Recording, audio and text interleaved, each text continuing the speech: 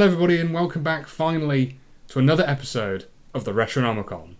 Today's top pick.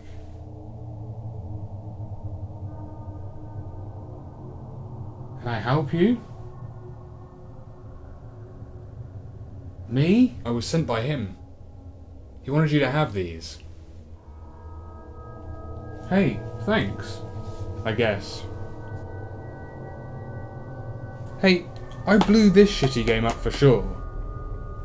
I don't remember the rest of these. You're welcome.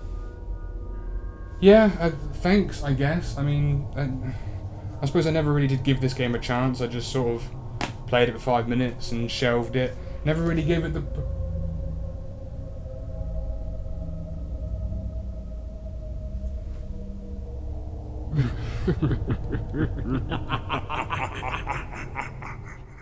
The PlayStation 2. What a time it was to be alive at the turn of the century, amid fears of Y2K, suicide bombers and the second coming of rap to Jesus. Sony would release their groundbreaking system to an audience that was yearning for a gaming revolution. But the PS2 did much more than change the game industry. The console appeared to single-handedly revolutionise the home video market, as the console famously included one of those newfangled contraptions called a DVD player. Back then, no one had one of these things. They were too new, too expensive, and while DVDs were marketed for their highly superior digital video quality over the heavily standardised VHS tapes of yesteryear, the public at the time were hesitant to embrace the new disc-based format. But the PS2 changed all that. The PS2 was the same or lower in cost as the average DVD player, but also doubled as a next-generation games console. That was backwards compatible with the original PlayStation, and could still play audio CDs like the PS1, but didn't have one of those cool audio visualizers like the PS1 had. Which is a shame. I loved that thing. And now that crack's kicking in. So apparently the Retronomicon has returned some terrible PS2 games from my childhood. I'd completely forgotten about these, which is why I guess I had no idea they were missing.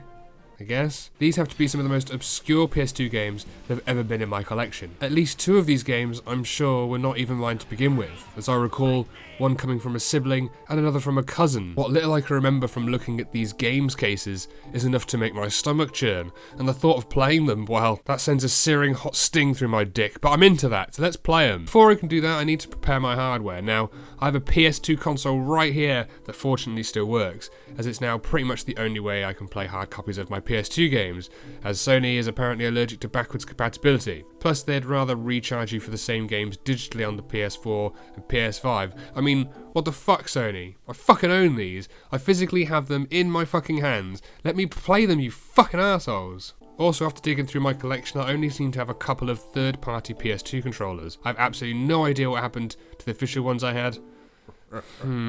So I guess we'll be using this monstrosity. Fuck me, look at this thing. Looks like the steering wheel to the goddamn USS Enterprise. Make it so! Do it! Anyway, first up is Disney and Walden Media presents The Chronicles of Narnia, The Lion, the Witch, the Wardrobe, the movie, the video game. I've never actually played this game, as it actually belongs to one of my siblings, but I'm going to start with a somewhat positive attitude here, because I like the Narnia universe. I'm not much of a fantasy guy, but I do have a soft spot for the books at least, as they were an important part of my childhood. Move aside, inspiring, spectacled wizard boy, and give me Lion Neeson and Wincy the Butthole Gremlin any day. Give me your ass. Wait, this cover is supposed to be like the film poster, right? I remember it. Does that mean he's... Yes, he's there. Oh, good lord, he's featured even more prominently on the back of the game case. Fucking hell. Along with Bullman over here, who looks like he's seen some shit. Let me see inside your butthole. Have my son. Oh, Traveller's Tales. They made some pretty good collectathon games over the years. Maybe this is going to be pretty good, actually. So the game starts and we see some clips from the film, which I'm not sure if I'm allowed to show or not, but we have these transitions from full motion video to the in-game graphics. It looks a little awkward by today's standards, but I appreciate what they were going for. Anyway, so we're playing the events from the opening of the film, and the house is being bombed by those bloody Nazis. What are they like? And your mother, for some reason, has time to explain your goal. Find your siblings now, or you'll be worse than dead. You'll be grounded. So you run from room to room, punching your way through doors to save your siblings. And while you're at it, you can wail on furniture to find secret collectibles. I'm guessing these don't mean a huge amount, just needed for 100% completion. I hope. Peter, have you found your siblings yet? I'm on fire. Sorry, Mum, I know we're all about to die, but I just gotta punch this table real quick. Peter, have you found your siblings yet? I'm dying in the hall. Oh lord, and look how Susan attacks. This is fucking hysterical. Other levels here at the start of the game involve interacting with certain objects to solve puzzles for collectibles, and using different character abilities to overcome obstacles and find more collectibles. Peter and Susan can destroy stuff with their big kid biceps, Lucy can go through small passages, and Edmund can climb things. I'm not sure why. Does he climb stuff often in the film? I don't recall, but the other thing with this is, why in the holy mother of fuck does it take so fucking long? A couple of levels in and you're killing wolves with sticks. Yeah, it's what you'd expect, just mashing square to do a basic combo. Although the game does broaden a bit, as I did see purchasable combo attacks after a couple of levels. You can also have the children team up in different ways to perform powerful attacks against enemies, and even overcome particular obstacles. Teaming up Lucy with Peter or Susan allows you to press square to missile Lucy along the ground through giant blocks of ice. Because that makes sense. If you team up Peter and Edmund, Peter swings Edmund around like a fucking ragdoll. At one point you have to use this ability to knock down a pillar. Jesus fucking Christ. He must be in fucking agony. This is not how you treat family. This is despicable. Although Edmund does end up betraying them, so maybe it was the developer's way of letting you punish him before the fact. Definitely feels good if you've seen the movie. Fucking prick. Guess it's all about context. So, all in all, the game is decent. It's not blow me away fantastic, but it's a damn sight better than other video game adaptations of movie properties, but also not as good as some other ones. It's not groundbreaking like GoldenEye 007 on N64, but it's not a pile of wank either like Peter Jackson's King Kong. Overall, this game gets a C for creative crock of shit. Next up is the weebiest thing you'll ever see on this internet show, Orphan. Scone of Sorcery. This has to be one of the most Japanese games I remember playing back then that wasn't Pokemon or Mystical Ninja. Oh man, that'd be a juicy video someday, wouldn't it? A game published by then slightly lesser known publishers Activision, the game is based in a Japanese light novel series called Sorcerer's Stabber Orphan. What a name. And apparently loosely follows the same lore. The story centres around a young man named Orphan and his friends. Honestly, they're all a bunch of douchebags. Oh, Orphan! What now? Monsters! Snakes! Big, flying snakes! What? Yeah, big ones! They're everywhere! Hurry! Come on, let's get off the ship! The game begins with Orphan being convinced by this little fucker to travel to Arganrama, Bananarama, whatever, to make some easy money. The ship is soon attacked by a giant monster, and in this opening segment you're eased into how to play. But I'm pretty sure it intends you to do the battle training from the main menu. It's extremely painful though, so if you could just read up on it or something to get you through, whatever, it's fucking bullshit. Anyway, so you have your standard and special attacks that plow in a similar vein to the not quite turn-based strategy of Final Fantasy. And what I mean by that is that as if the enemy's on a timer for their next action. Orphan and the gang aren't limited by an action time or anything, but every attack in their arsenal must be used carefully and timed properly, because they take fucking forever to use. You have a standard projectile attack when you press triangle, which you can charge to fire multiple projectiles, a sword attack when you press X, which can also be charged to increase the range of the sword. Then you also have the shield when you press square, and a special elemental attack when you press circle, which can also be charged to increase the area of effect. You have to time the shield somewhat correctly, I guess, to block incoming attacks, something easier said than done, and like I said, everything takes a while to appear, and then it takes a while before you can then begin your next action. After this initial tutorial boss fight against this giant crab, you have what might be the most boring boss fight I've ever seen in a fucking video game. And I can remember this. I remember being blown away by how cinematic it was. It felt like you were playing a film. But ultimately, this fight reduces the battle system down to what it truly is. A glorified quick time event, except without on-screen prompts, and figuring out the pattern yourself. This boss was just block, then elemental attack, which I can't charge by the way, because you don't have the time before you have to get your shield back up to block his next attack. So that's it. That was the fight. Circle, square, wait for him to be vulnerable again, circle, square, wait for him to be vulnerable again, circle, square. Yes, it does look impressive for the time, and you can definitely tell it was a launch title with how it's trying to push the graphical aspect, but the fight was tedious, stupid, it put me to sleep, which is not what you want a fucking boss to do. Stupid game. Anyway, to fill you in on some more of the plot, the gang and unlikable tearaways become stranded on Chaos Island. Original fucking name. Fucking brilliant. After the ship is destroyed by the giant monster, so basically you beat the boss but achieve nothing, but on said island they discover a mystical time-travelling artifact, which becomes the focus of the game's story, along with escaping the island. I remember a lot of this game playing it as a kid, but none of those memories are particularly nice. I remembered my father being thoroughly frustrated with this game, along with me and my older brother. with a lot of that frustration stemming from running around in bloody circles trying to figure out what the fuck to do next. Yeah, it's one of those kind of games. Nothing is made particularly clear to you, and battling things should be the fun part of exploring this world, but it ends up being the most tedious, clunky and frustrating part. Graphically, for a PS2 launch title, the graphics are pretty decent, just haven't aged particularly well. The localization and English voice acting could be better, but for the most part, it's adequate. And the sound design and music aren't too bad either. In fact, dare I say, I actually really like these battle sound effects and boss music. Just a shame that it's ruined by this fucking nag. My biggest gripe are the forgettable characters that I have zero investment in. Orphan, the character who, let's be honest, we should be most interested in, he's all over the fucking artwork of the fucking front of the goddamn games case, is a sarcastic prick that always sounds like he's at his wit's fucking end. There's nothing we can do. Shut up already. There's more important things to worry about. Enough! Let's just get to the deck. He's always shouting like an angry parent. Let's go. Knock it off. Let's go. Let's get going. Hey, you two! What the hell's going on here? Hey, you thieving scoundrels! This is no time to be stealing! Oh, knock it off, you two! We have to hurry! Damn! What the hell's going on around here? Or just talking to everybody like a sarky cunt. Enough! We've got to get out! I don't want to die here with you guys. Who knows? I'm hoping we'll live to find out. Okay, calm down. I don't really know, but I intend to find out. Orphan, nice to meet you. Well, looks like this ship is going down. Whatever, she's going to need more protection than you can provide, so you two, come with me. And it pisses me off, not to mention his constant repetition of phrases when casting spells. It gets on your bloody nerves! Two friends that join you for the most part of the game are some of the most forgettable characters I've ever seen as well. I mean, nothing about their design is unique or memorable. Do they both have to be blonde? I guess if this was based off a pre-existing franchise, then they would want to stay true to the source material. But for Western kids back when this was released, this game would have been forgotten quicker than a wet dream. This game sucks, but to be fair, it's not the worst game ever made. There's definitely games worse. With that said, it gets a D for deranged disaster designed by fucking dickheads. Next is the game that I thought I already blew up, thanks to the Retronomicon. I mean that genuinely, because while I don't remember much of it, I can't shake the feeling that this game is going to suck balls. The game is called Extermination, a survival horror action game that is yet another release title for the PS2. I'm starting to see a pattern here. This is definitely a game that I remember playing for about 5 or 10 minutes as a kid and just losing interest immediately, telling myself, this game is shit. But I'm older now, I'm wiser, so let's give this game the benefit of the doubt and actually give it a good hearty try. Don't recognise the developers, which is never a good sign, but no, I'm keeping positive. But the game starts and we have some of the cinematics that are borderline embarrassing. I'm used to seeing games, especially release titles, having out-of-sync dialogue, usually because these games have been rushed from Japan to Western audiences or something, so the localization was half-assed to get the game released for Christmas or whatever.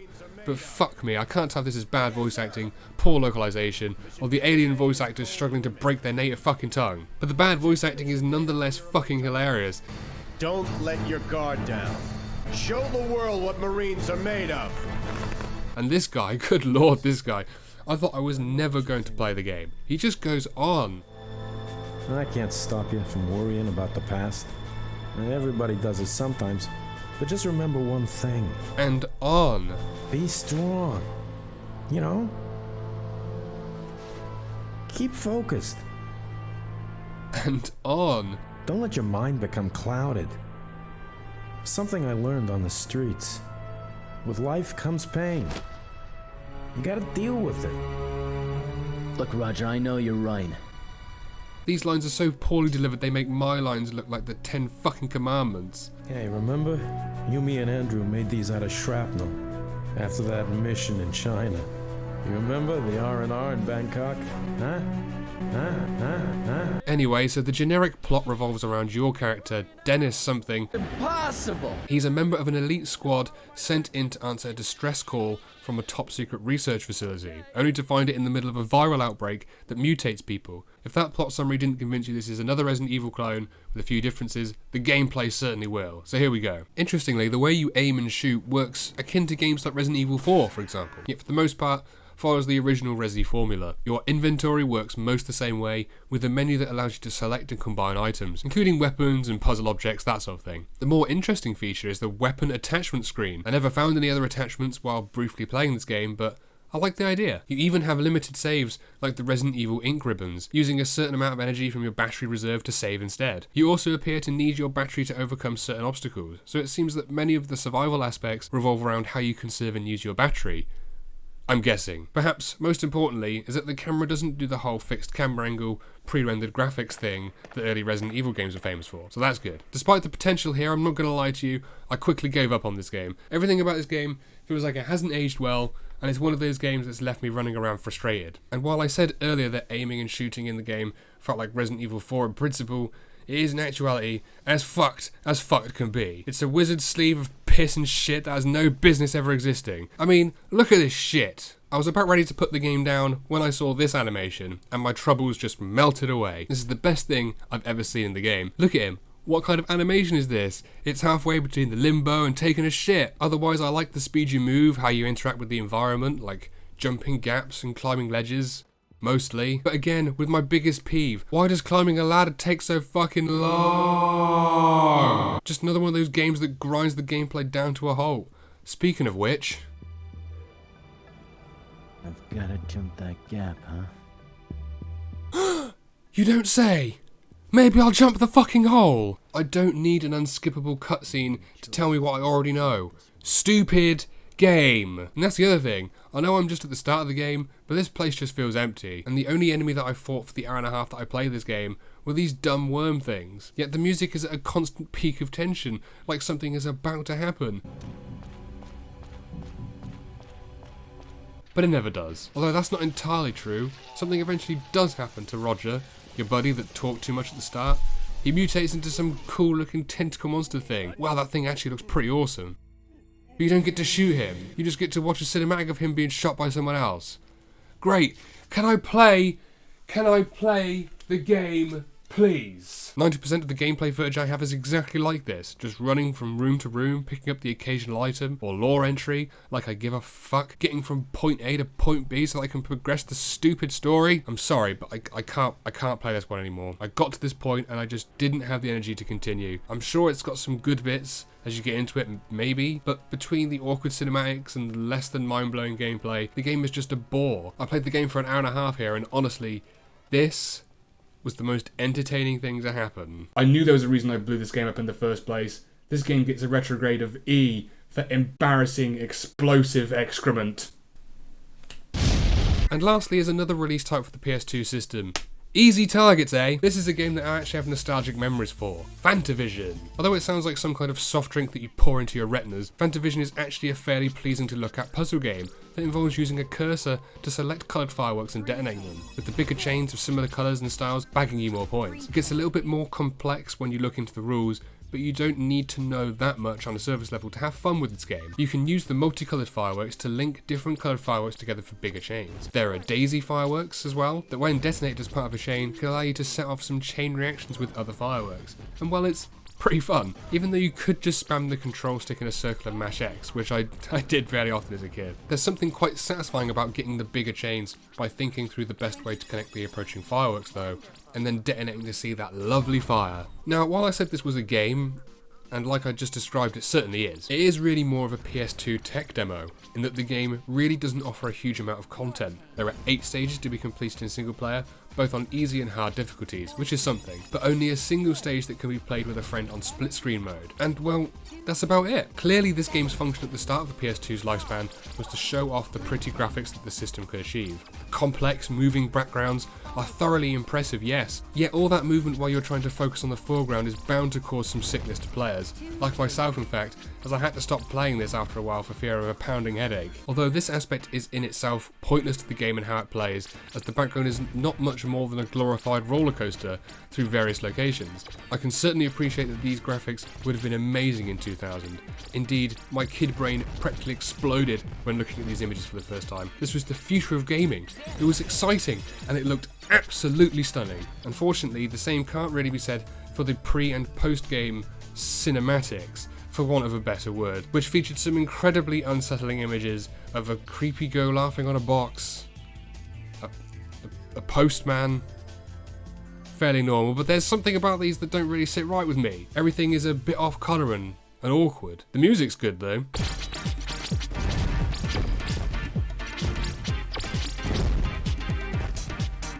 There's a kid who lives on the moon. There's a kid that lives on the moon, and he's like in a futuristic little house thing, and he's answering a phone, and she's telling him to play Fantavision. There's something unsettling about these. I don't know where to begin with my experience of these. I found them as fascinating as they were deeply creepy and upsetting, making me immediately 180 on the previous notion of the future of gaming. Is this what I'm to expect? Why does the future of gaming mean everything has to be white like a psychiatric hospital? Look at this kid, good lord, and he's supposed to be living in space? Certainly looks like he's from another planet. I feel crazy just looking at these. Honestly, I feel like I'm losing my freaking mind. Yeah, laugh it up, kid, because you've got nothing else going for you. There is nothing in this room. No soul, no substance. I hate this. This is weird. This is creepy. So, as basic as this game is, I still have quite a strong nostalgic attachment to it. So, I'm going to go with the retrograde of D+, for dizzying, dumb and dippy. But a bit fun. That's the plus bit. So, there you have it, the worst PS2 games in my collection. And, well, I'm glad that the Retronomicon spared these in the end, because they're quite nostalgic. At least parts of them are. As terrible as they are, they're like time capsules of the past, and I'm glad I still have them. So, thank you guys for tuning in. This has been the Retronomicon. My name is Matt, and until next time, subscribe. You're back again? Yes, I'm back. Well, what is it this time? He said he wants us to finish what we started. What the fuck is this? The fuck is this shit?